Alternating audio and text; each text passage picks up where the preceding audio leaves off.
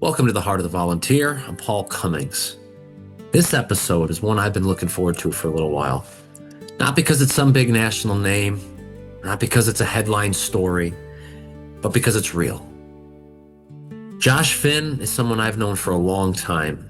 We came into this job around the same time, early 2000s. Same era, same kind of departments, same kind of calls. And like a lot of people, he didn't get into this business because of some big defining moment.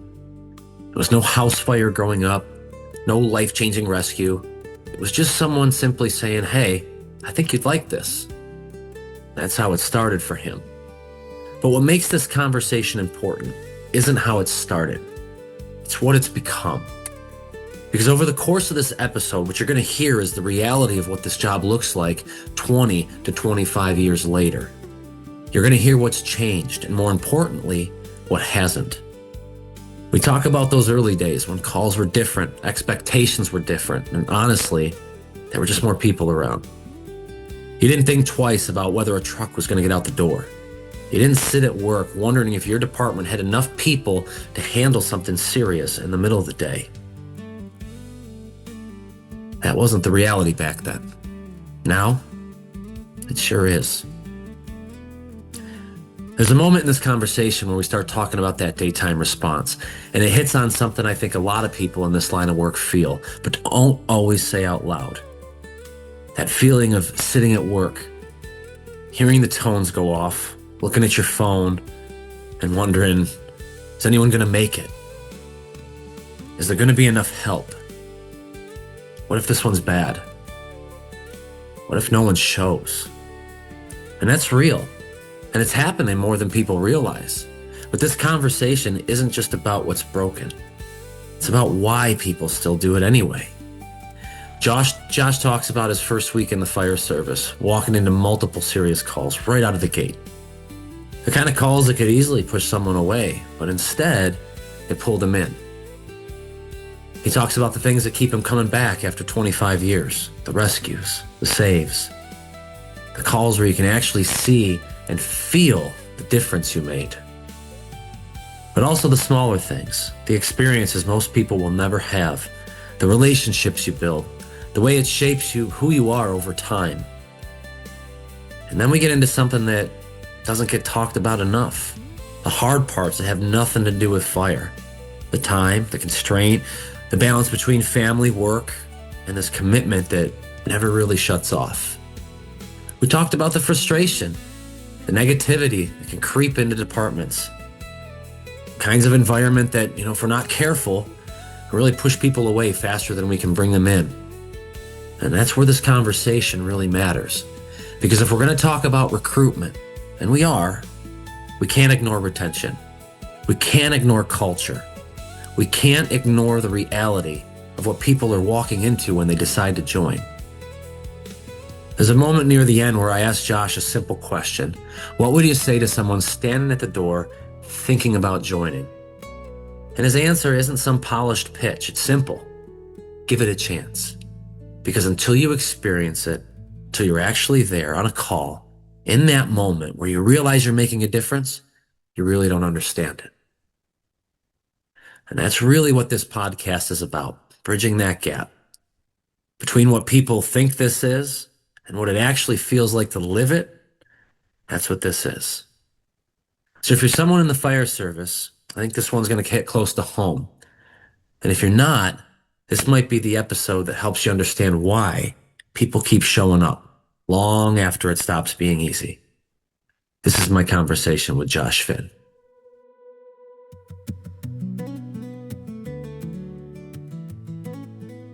Welcome back to the Heart of the Volunteer podcast. I'm your host, Paul Cummings. A very special guest today.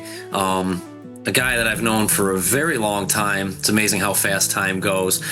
Straight to us from Oakfield, New York, Mr. Josh Finn. Josh, how are we doing tonight? Good, Paul. How are you? Glad I could help you out with this, man. It's a really cool idea. It was actually something I've toyed with, doing something like this Similarly, and when you said you were looking for people, I was like, yeah, man, I would absolutely love to give you a hand on this, and I think it's a fantastic idea. So Well, now that you said that, I guess we just enlist you to co-host once in a while. What do you think? sure, why not? All right. Absolutely, I'll have at it. Good. We've got some cool interviews coming up, and we'll talk about that later. But I've been looking forward to yours. So, you and I we came around into this about the same time, early 2000s. Yep. Take me back to that version of you, Josh. What pulled you into the fire service right from the beginning? My older brother Huckleberry got me a job working at the original Maddie's Pizzeria. Okay. And, I'm 18, 19 years old at the time. And the now City Batavia Lieutenant, Jeff Wickham, was one of my brother's good friends. Jeff was working there, delivering pizzas at the time. He's in his early 20s. And he said, hey, man, I volunteer over at the town next door. He goes, I think you'd kind of dig it. I think you'd like it. Seems like something you'd be into. Put in my application. It kind of took a little bit of time for them to take me in because I was a city resident. It was a little different back then. Yep. And I ended up starting, I think it was November of 2001. So this is right fresh after 9/11. I got in and just kind of fell in love with it. I don't know what the original attraction was. I was there, and you're 19, 20 years old, and it's action, it's something to do, great friends, and I just absolutely fell in love with the service. Yeah. So not that I want to get all romantic or anything, but do you remember the first time you and I had met? Right around that time? We were taking the class up at MCC together, and we were in the EMT class together, and with Terry Taylor, who he's still a Rochester firefighter. I see him from time to time on different social medias and stuff, and I think that would have been 03? Yeah, right after, probably about 03 or 02, 03, somewhere in there, yeah. Yep. No, so because like I said, we got in about the same time. I got into a restricted program August of 2001, a month before 9/11. Right after 9/11, I think it was clear to a lot of us, right? If it's in here, it was like a call to duty. There was no denying it after that. So was there a moment, speaking of that, can you remember a moment early where it just clicked for you? Like, this is something I'm going to stick with?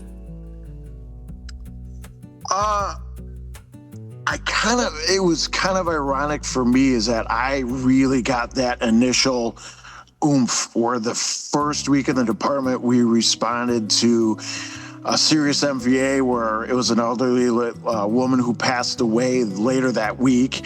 And then I went to, I think it was a grass fire. It was like a decent grass fire. And then we had a really severe MVA out on the thruway. And I believe that was a double fatality that night. And it was just, I was all in. And I remember getting pulled aside by one of the chiefs at the time saying like, hey man, this is a normal week. This is not what it's normally like. Yep. And I think they were afraid that they had scared me off to see that much that quick. Yep. And, I ended up sticking around. Almost had the opposite effect though. It pulled you in. Yeah, it was kind of like, wow, this is something really, this is crazy. Like, hey, I can really make a difference and I can see and do some really crazy stuff. And kind of, I liked being that initially, I liked being behind the scenes. Yep. I liked being there. I liked being the guy that was behind the scenes, being there actually helping and trying to make a difference instead of reading it in the daily news the following day. Right. Absolutely. But, it wasn't one initial thing that like drew me in where you hear some of these people that say, I had a fire at my house when I was a kid. I was in a car accident. I wanted to go, it was nothing like that for me personally. Gotcha. That's good answer. Good answer. Let's go back to those, let's stay in those early years into that phase, kind of maybe do like a then versus now. Okay. How different did the fire service feel back then compared to the way it feels now? Well, it's kind of funny as I tell some of our younger members, I go, I've been doing this about 25 years now. I took about a year off, and I'm kind of one of those guys that's somewhere in the middle. We hear about people that are T-shirt members they're only there in spirit. They say they're a member. They very, very, very rarely come around. They don't do a whole heck of a lot. I'm also not one of those guys that's there every second of every day. I work a full-time job. I work a part-time gig. I have 2 kids. I go in spurts where I just can't be around there as much as I'd like to. With that being said, it blows my mind how different 25 years is. I mean, I talk about how back in, our initial days, if you heard a department get toned out twice, you're like, oh, wow, they're taking a long time. But the Virgin guys are kind of slow getting up today. What's going on now? Absolutely. And if you heard somebody go out for 3 tone outs, it was, holy hell, what's going on? Questions, What are they doing? And now it's daily. Nightly. It is a very common occurrence. I mean, we're not immune to it. I think there's the dropping of the calls. I don't necessarily see it with major incidences. Yep. I think we're still hurting for those, but with some of your kind of, we're dropping some of the calls that are kind of smells and bells, stuff that people are like, ugh. Yeah. I don't want to go to this. Yeah. Or, the same, elderly patient that everyone goes to over and over and over and over and over again. And you're just like, I just don't want to go to this right now. And I think that's what we're seeing. But it is. For me, I'll tell you, Josh, as an officer right now, I get a lot of anxiety from, say, 6 a.m. to 6 p.m., right? It seems for sure. Back in those early days, there were enough, I don't want to say farmers, because that's not really, there wasn't enough for them to make up the difference. A lot more people around during the day, and you didn't get so much anxiety. And maybe a lot of it is just how connected we are. But I'll sit at work sometimes, and I can't focus on anything else, because the first thing I think about is the victims, right? The second thing I think about is my dad's still doing this, and he's one of those retired guys doing the day crew. Are they going to get the support they need, especially if it's something serious, right? We never used to feel that. And every single day, 6 a.m. to 6 p.m., I just sit there and go, man, I just hope somebody shows up today. Well, and that's... Feel that way. Oh, yeah, for sure. And that's the thing. I remember it was a couple of years ago, we had a car fire during the day, and Bucky Hilchey, who's been around about 1,000 years, said the youngest guy in the truck was about 60 years old. He goes, that car fire about killed us. Yeah. And, Jesus, you guys should have hit it with a deck gun, for God's sakes. Just, just hit it with a deck gun and been done with it. And that's the thing. And, I think the scary thing is it is absolutely, you're absolutely correct. And I'm glad that the county is doing everything in their power to say that this is a catastrophe waiting to happen. Yeah. I'm glad that they're pushing it now before we have some type of tragedy where somebody gets killed because nobody responds. Yep. Or that they didn't even have a chance to get rescued, or I've been saying it for a while, is that what's going to happen, and hopefully it wasn't going to be in our county, but somewhere else, that we're going to have some fire where a politician's going to get wiped out and the first fire truck isn't going to show up for 45 minutes. It's just a reality. That's a scary. And then you'll see them screaming, "Oh dear Lord, we better do something. We need to fix this." Yeah, but it comes down to, as we were talking earlier, I started my career, if you will, with Town of Batavia in 2001. Our budget for Town of Batavia then is more than what our budget in Oakfield is today, in 2026. That's crazy. Yeah. And it's absolutely frightening. And, I was president for 3 years. Last year I gave it up. And, you go to these meetings and it just, in some ways, they understand it, but they don't understand it. Right. You have to go there and say, this is how much stuff is costing. This is what we need. This is what we want to do. And they just kind of look at you like, you're like a dog turning its head sideways, Right. And, and like you said, you got that anxiety in your heart, in the back of your head, that one of these days we're not going to have what we need. We're not going to have the manpower that we need. Yeah. And, And let's face it, like the pride that we all have, that we can answer our own calls, and to think that another district has to come in and answer those calls for us, like that's the other side of this that people from the outside don't even understand, that those of us that have been a part of this for such a long time, that connection do we have, right? It's one thing to call on mutual aid to help you. It's another thing to have mutual aid cover your calls for you, when 20 years ago that wasn't even a thought, right? Yeah. Well, I kind of feel like they brought that up when we had the study done, when Tim Yeager had the study put forth. And that was one of the things that they said to us, is that you guys are kind of your own worst enemies because you're getting the job done. Exactly. You're killing yourselves getting the job done, but you're getting each other. Yeah. You're getting it done when maybe you shouldn't be. You're stretching yourselves too thin getting it done this way. And, speaking of I feel like one of the biggest issues that, I see, and I don't know if you see this too, is another thing that I feel like we're our own worst enemies in. There's too much negative energy in a lot of these organizations, too much. We can't afford to have all the negativity that we face. Right. We have a lot of guys in different departments, and every department has them. We got these people where it's just this constant negative, where you get to the point where it's every training night, this guy's not getting along with this guy. This guy's bitching about this guy. Every call, it's this or that. The dispatchers are complaining about the way this guy said this on the radio and texting this guy about it. Even there's, and conflict with, some of the career guys and some of the volunteer guys, which the vast majority of that stuff is all dried up, from years past. But you're always going to have these weird conflicts. And it gets to a point where even for me, where I'm like, I can sit and watch World War II videos on YouTube with a cat in my lap. or I can go and listen to this guy complain about this guy, and this guy feel like I'm going back to work for a couple hours. Correct. And I think that's the hardest thing. I think we need guys to really, and I've brought this up in officers meeting, we got to focus on the positive. We need people to be able to have constructive, criticisms. And just, you can tell somebody they maybe did something wrong without being an asshole to them.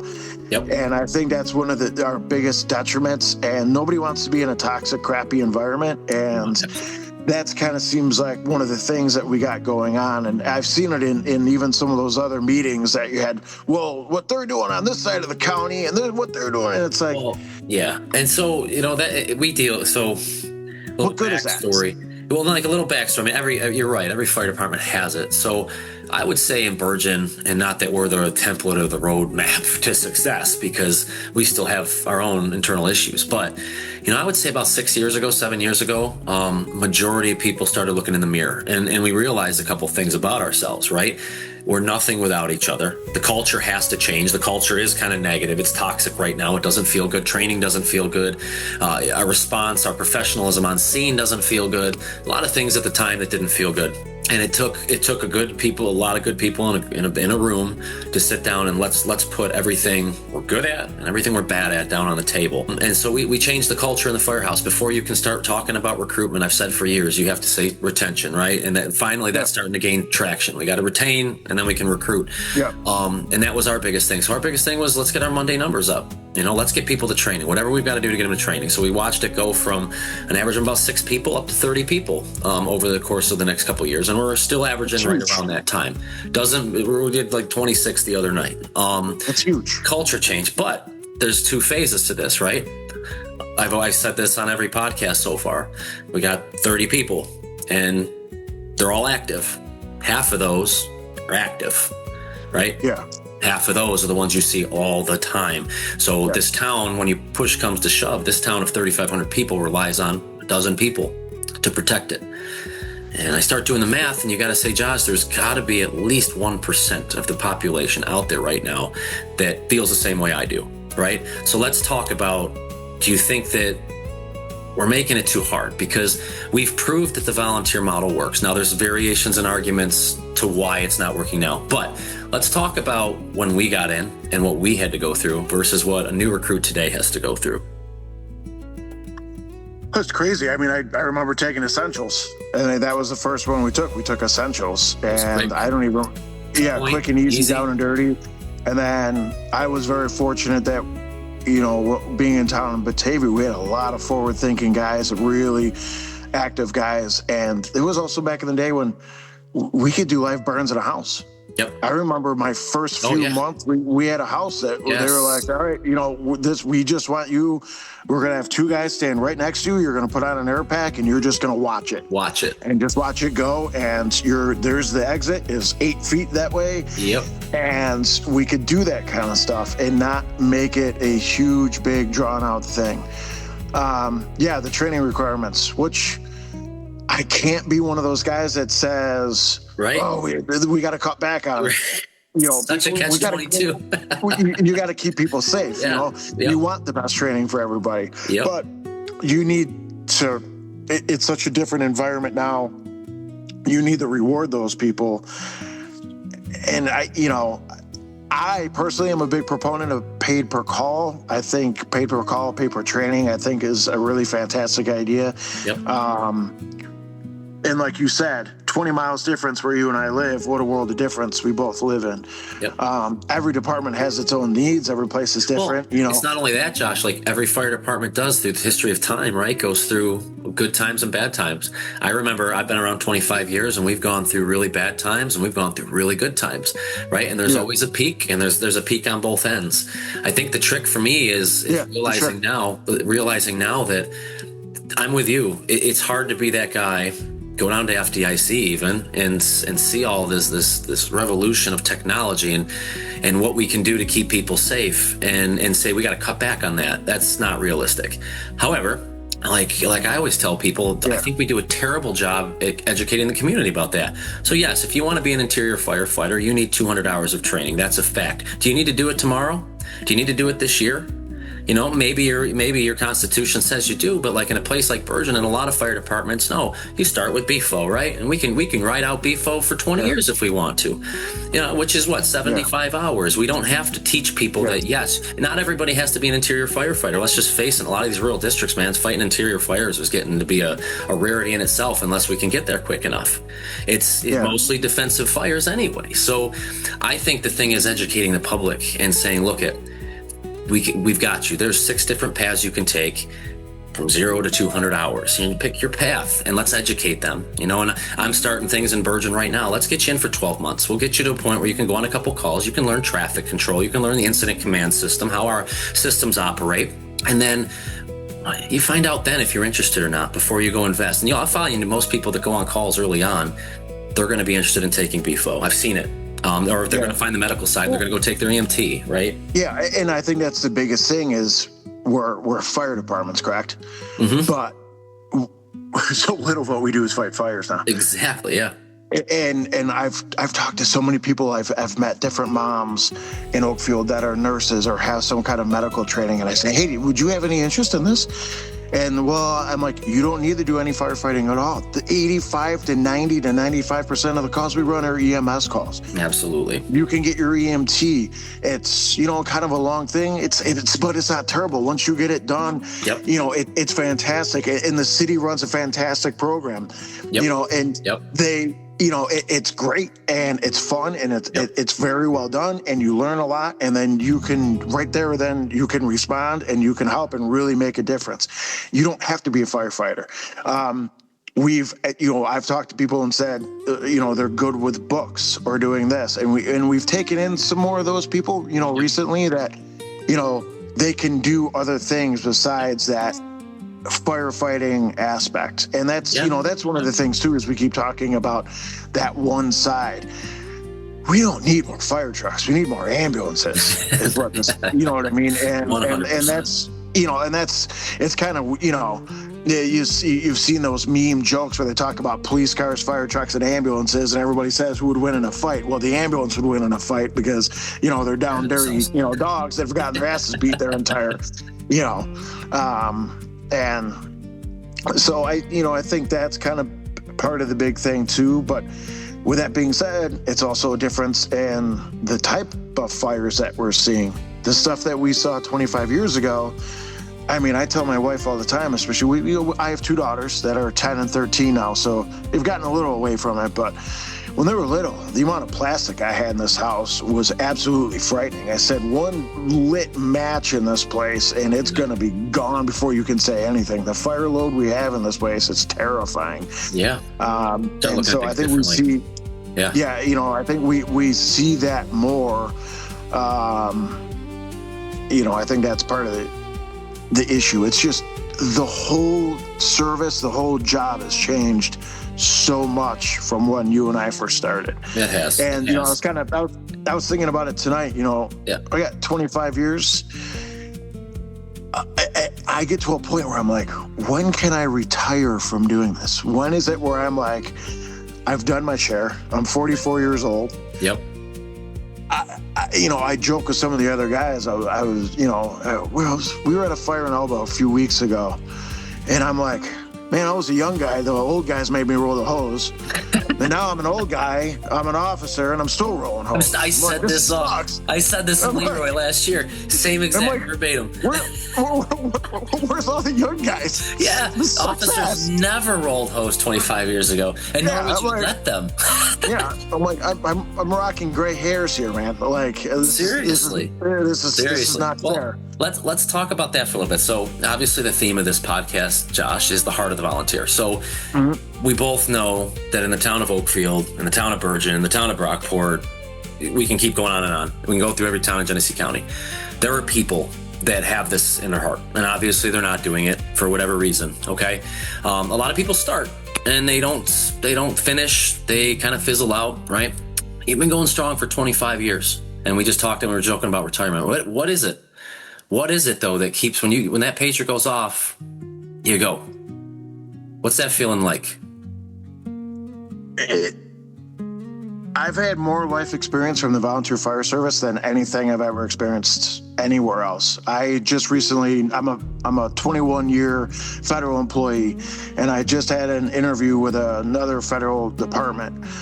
And like every question they asked, everything I relayed back was to the fire service. And I even had to make a joke to them. I'm like, I'm sorry, but so much of my life experience comes from this.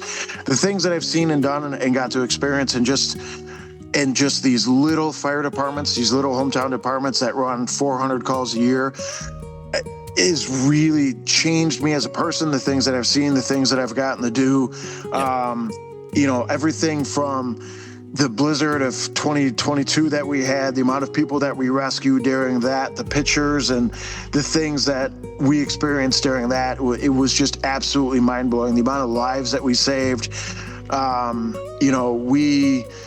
MVAs where you've helped somebody, or, just medical calls where people would come and say thank you. I've had my wife say, this person said that they saw you on a call and they were so thankful you were there and you were so helpful. A few years ago, we had a really good save. We had a house fire where a woman was trapped in the basement, and we made an absolutely fantastic save. Found the woman, pulled her out, kept her alive, lived. We were able to have like this great press meet and greet at our fire station, and got to meet her and got to meet her family. Awesome. And how often do you get to say, how many of us get to go and say, hey, I went inside a burning building, found a woman that was trapped in there and rescued her and she lived? 99% of us will never do it. And the amount of us in the fire service that will never get to do that. That's what I'm saying. It's the most rare occurrence in the fire service. And to be able to say that happened with us, and that's just and there was Bob Fix from the city of Batavia, he said the same thing. Bob was in with us when we found this guy, and him and I had a long chat about that rescue. And Bob said, he goes, we've helped pull people out, but we've never actually made, like, that was a really perfect save where it was like, she's up and talking to us, and we can have a conversation with her to this day. And I think that's part of it, is you get to see that stuff. You get to experience those kind of things and even silly things. I mean, I remember years ago, they did a drill at Attica Prison. This is in the early 2000s. And we brought the ladder truck from town of Batavia to Attica Prison. And I'm behind the main wall, 85 feet up, looking down at all the inmates. It's just things like that people don't really get to experience. And I was like, they're allowing me to do this? Like, how cool is this? It's almost a privilege, right? Like, you almost feel privileged in a way. Yeah, for sure. And, it's that look on when my kids, especially when they're little, when say, hey, we're doing the fire truck parade, you get to ride in the fire truck with Santa Claus. Amen. It's unmatched. Yeah. If you're a mom or dad out there and have kids coming up through, my daughter joined the Explorer Post for a little bit. My sons are chomping at the bit to go start riding with dad. I got time. We got about 5 more minutes, Josh. I got 2 more questions for you. And I want to go, what do you think when people think of firefighting, they think of being a volunteer firefighter, what do you think they get wrong the most?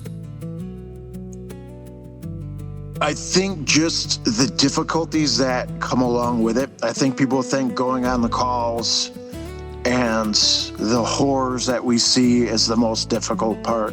That is extremely difficult. There's no avoiding that, but there's no avoiding it. It's all of the other little stuff that comes along with it. Simple things. I'm kind of fortunate enough that I have a full-size truck. I also have a older Honda Accord that I pretty much drive everywhere because I drive to Buffalo a lot for work, so it saves me on gas. As an officer, what a giant pain in the ass it is to make sure I have my gear, I have my radio. If the wife says, hey, we're going to go here, we're going to take the van.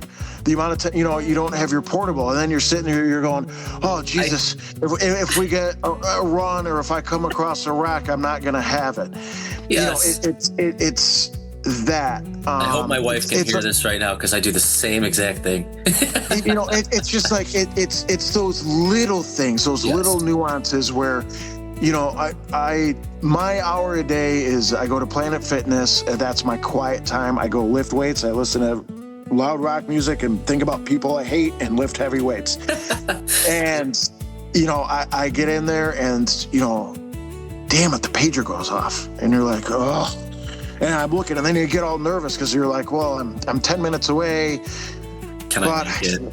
Can I make it? Should I make it? I'm like, okay, thank God, 8 guys are responding. They're good without me. Yes. It's those little things. The training, the meetings, the even going on the calls. That's not the hard part. It's all the little nuances that go in it. I mean, but then I also see other things. One of our members last year, Joe, had a house fire. Yep. And I remember that night, like we were done, and he's just sitting there looking at his burned down house with just, tears in his eyes. I put my arm around him. I go, Joe, this whole community is going to rally around you, dude. And sure enough, just like that, the whole community was there. They within hours, there was a benefit for them. People were coming by. I saw my own, people were like, I don't want to give anybody else money. Here's, $100, that kind of thing.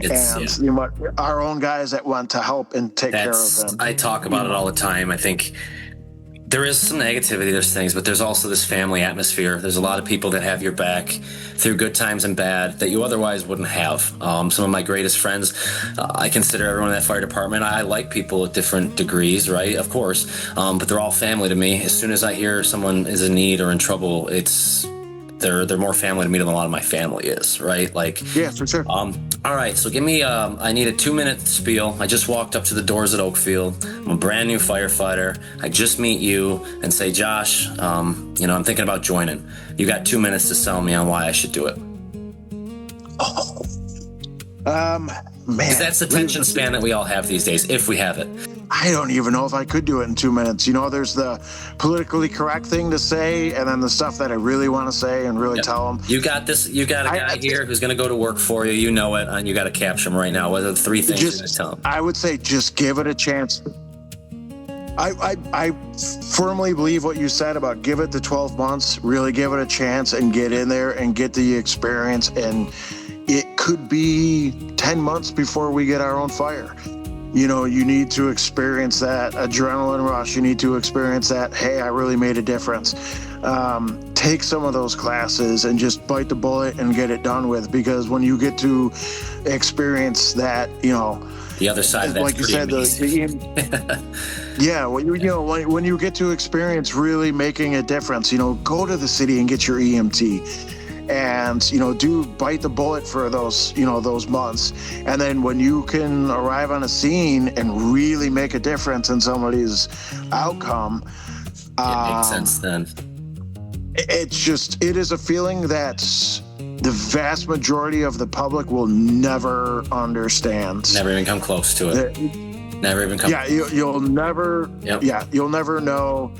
That rescue that we made, Pete Schreiber and I both had to go to the ER. I took a little bit of smoke that night, and Pete got burned. You know what? I filled in. You know what? Now that you mention it, I was sitting at your fire station that night. We were filling in a town of Batavia. Yep. Yeah, we almost rolled in. Yeah, that's right. I remember that fire. Yep. Well, hey, Josh, we're running out of time here. I gotta kill this. Obviously, we could probably talk for hours. So, oh God, yeah, for sure. We're gonna get you back on the books here, and we're gonna take some of these conversations a little more in depth. Maybe talk a little bit more war stories and shop stories. Try to, for sure. The whole goal behind the premise behind this podcast, really try to bridge the gap. I wanna, really bring some of the misconceptions to the forefront. Hear from people within, right, and see if we can't do something. So, let's plan on continuing this conversation, buddy. And I really appreciate you coming on. Yeah, let me know, man. Let me know when whatever you need. I'm totally there to help. I love the idea. All right. Well, let's keep it going. Josh, I appreciate you, buddy. Thank you. All right, see you, buddy. Bye.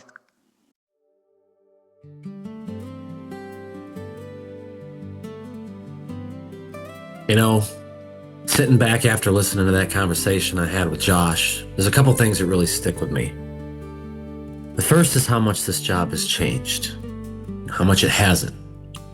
The calls are different. The expectations are different. The numbers are different. But the core of it, the reason people stay, hasn't really moved at all. And I think that's what you heard in this conversation. Because when you strip everything else away, the training requirements, the time commitment, the frustration, the challenges with staffing and response, what you're left with is something that's really hard to explain unless you've lived it. A feeling of being there when it matters. Not watching it happen.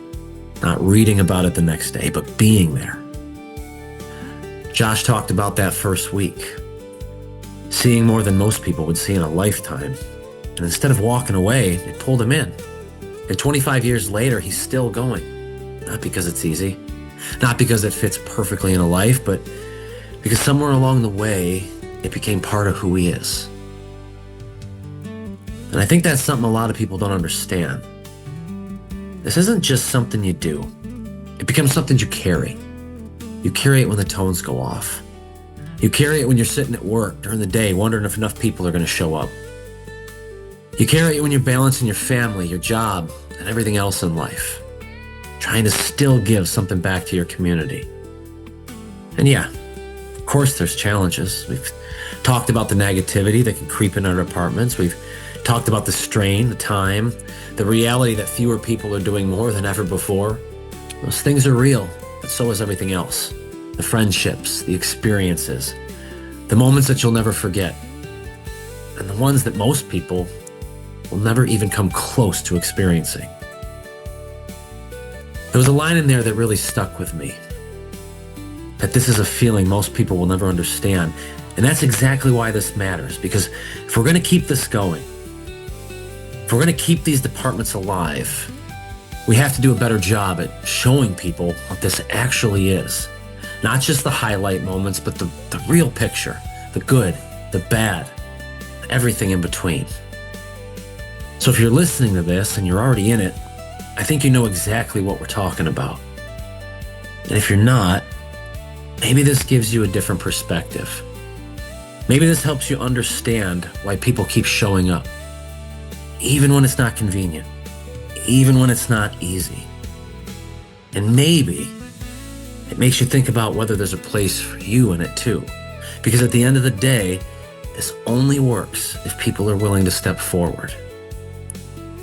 And that's about it for this episode. I appreciate Josh for speaking with me, and of course appreciate you for listening. We'll keep this conversation going in a few days. Thank you.